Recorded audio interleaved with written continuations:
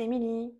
On se retrouve aujourd'hui pour la présentation d'un nouveau protocole que j'utilise lors de vos séances en présence, protocole issu de la programmation neurolinguistique, donc discipline née aux États-Unis, qui est un condensé de ce qui marche le mieux en hypnose, en gestalt thérapie et en systémie familiale. Le protocole d'aujourd'hui s'appelle le recadrage en 6 pas. Celui-ci, il est assez drôle à pratiquer pour le professionnel. Et je l'utilise pour tout ce qui est comportement indésirable et tout ce qui est aussi, on va dire, troubles d'ordre psychosomatique. Que ce soit des douleurs, grincer des dents, parfois même les acouphènes aussi. Et comportement indésirable, ça va être se ronger les ongles, les addictions, enfin voilà, tout ce qui est comportement qu'on voudrait modifier. Comment il fonctionne celui-là?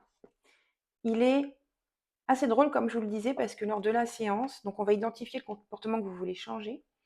Et moi, je vais me demander de vous concentrer sur votre corps et je vais contacter la partie responsable du comportement. C'est-à-dire que vous allez me voir parler une fois que vous aurez senti. Et vraiment, à chaque fois, c'est assez impressionnant, c'est que la personne sent vraiment des choses dans son corps, hein.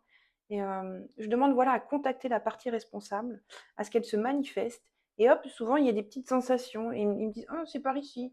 Et du coup, moi, lors de la séance, je regarde l'endroit et je parle à l'endroit. C'est ça qui est assez drôle pour le professionnel à faire, c'est que on passe parfois pour un illuminé en s'adressant comme ça à des parties de corps, mais je m'adresse vraiment à cette partie responsable et je lui demande, déjà je la remercie d'avoir mis en place ce comportement, car chaque comportement, même indésirable, est là pour, on va dire, apporter du bien-être à la personne, il est là pour aider la personne, même si c'est fumé. Ce comportement-là, qui est de fumer, vient aider la personne à calmer quelque chose, donc je commence par remercier. Et ensuite, je commence à lui expliquer qu'on va essayer de trouver autre chose parce que la personne, eh bien, aimerait changer. Ce que je fais ensuite, c'est que je vais aller contacter la partie créative de la personne. On a tous une partie créative. Je demande à ce qu'elle se manifeste de la même façon que la première. Donc souvent, il y a une autre zone qui vient se réveiller, qui est en règle générale, mais pas toujours. C'est souvent au niveau de la tête. Et de la même manière, je vais aller parler à la partie, donc je vais regarder uniquement la tête et demander à cette partie, voilà, de trouver 3 nouveaux comportements qui pourraient eh bien, satisfaire le même besoin, mais de façon plus écologique pour la personne.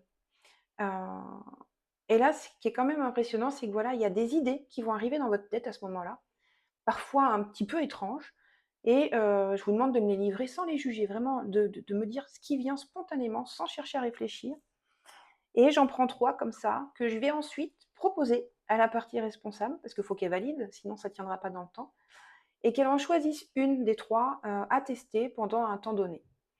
Et, et ce protocole, il est quand même assez bluffant, c'est que inconsciemment, le fait d'avoir fait parler les parties entre elles, l'inconscient de la personne comprend qu'il y a eu négociation, il y a eu accord, et du coup, c'est un changement de comportement qui se fait en douceur.